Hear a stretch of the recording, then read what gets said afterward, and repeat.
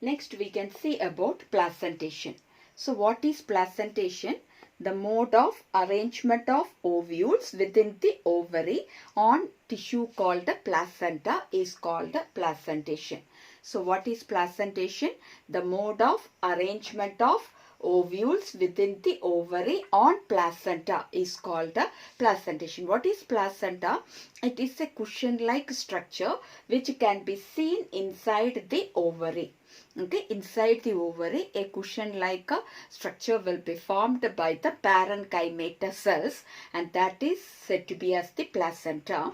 And in that placenta, the ovules will be developing. Okay, it will be arranged on the placenta. The ovules will be arranged on the placenta, and that mode of arrangement is said to be as placentation. Okay, so we can see the different types of placentation seen in the plant. So what are the different types of placentation? The first is marginal placentation. So what is marginal placentation? So here the placenta will be forming a ridge. Okay, a ridge like a structure on the or along the ventral suture of the ovary. This is the ventral suture of the ovary. What is this ventral suture of the ovary? On its ventral surface, where the two sides of this ovary will be fusing, will join together, it forms a ridge-like structure. You might have seen the pea.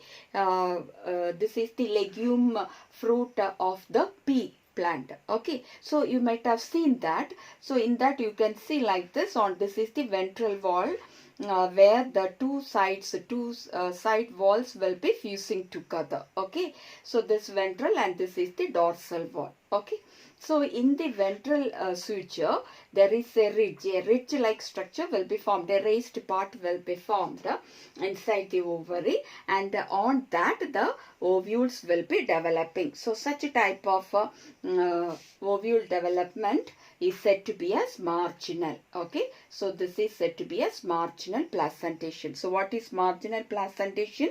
The placenta forms a ridge on the ventral suture of the ovary, okay, on which the ovules will be born on two rows. In two rows the ovules will be developing, or it will be formed. Okay, so this type of placentation is marginal placentation. For example, in pea plant it can be seen. Now next is the axile placentation.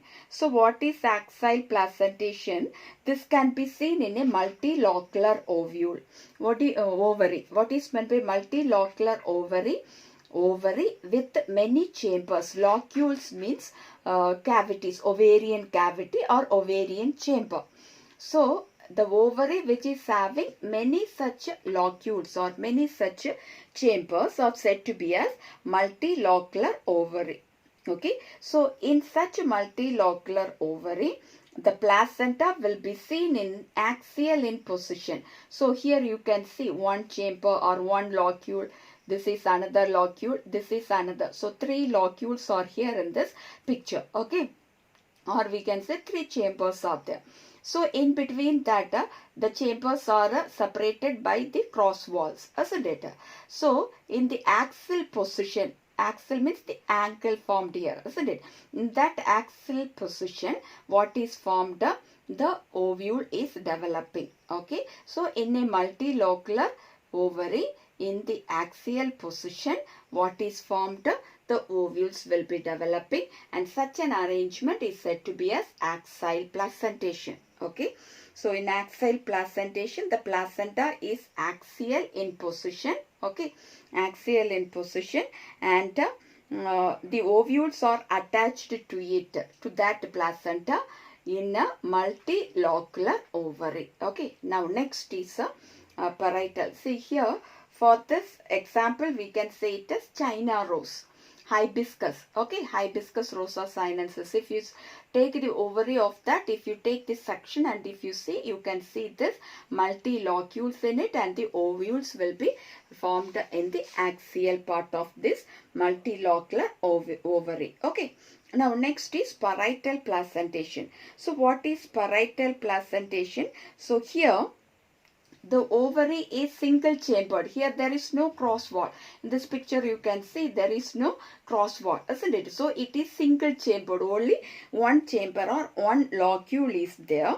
Okay, one chambered or one locule is there, and the ovules will be developing on the inner wall. This is the inner wall. Okay, so the ovules will be developing on the inner wall, where it develops on the peripheral part, not in peripheral part. Okay, periphery of the ovary. This is the ovary, this is the peripheral part.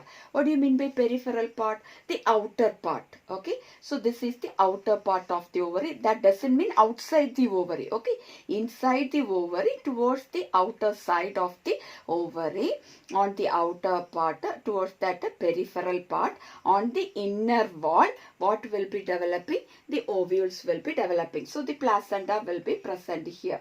In the peripheral region only the placenta will be there. From that the ovule will be developing. So this is a parietal placentation. For example, in mustard and argemone, you can see such a type of placentation. Okay, in mustard and argemone. See, I told you it is a unilocular ovary, isn't it? That means only one chamber is there. But later what happens?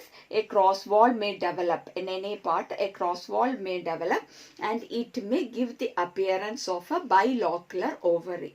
Okay, actually it is a unilocular or single chambered ovary, but later what happens? A cross wall, a false septum, we can say, a false wall will be developing, which gives the appearance of a bilocular ovary. Okay, or we can say it becomes a two-chambered. Okay, for example, mustard and argemone. Now next is this free central. So what is this free central?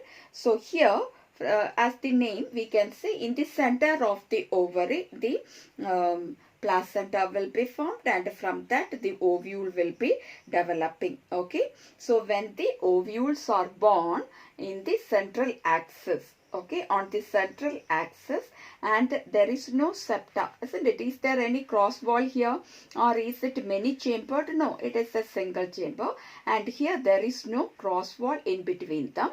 In the center the placenta is there, and from the placenta what arises? The ovule will be developing. Okay, so such a type of placentation is said to be as free central placentation. For example, so for this example we can say dianthus and primrose. Okay, dianthus and primrose are example for free central placentation. So here the placenta is present on the center of the ovary, and from that what will be developing? The ovule will be developing. Okay, this is free central. Now last one is basal.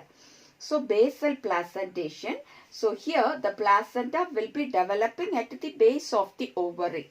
Okay, so this is the ovary, and this is the base of the ovary, and the placenta is developing there.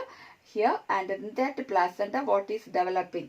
A single ovule will be arising. Okay, so this is the single ovule which develops from the basal part of the ovary. Okay, so this is said to be as a basal placentation. So in basal placentation, the placenta will be arising from the base of the ovary, and a single ovule will be seen attached to it. For example, it is seen in sunflower, marigold, etc. You may be familiar with such flowers, isn't it? Sunflower and marigold. So this is basal placentation. So placentation means the arrangement of ovules within the ovary on a tissue called placenta.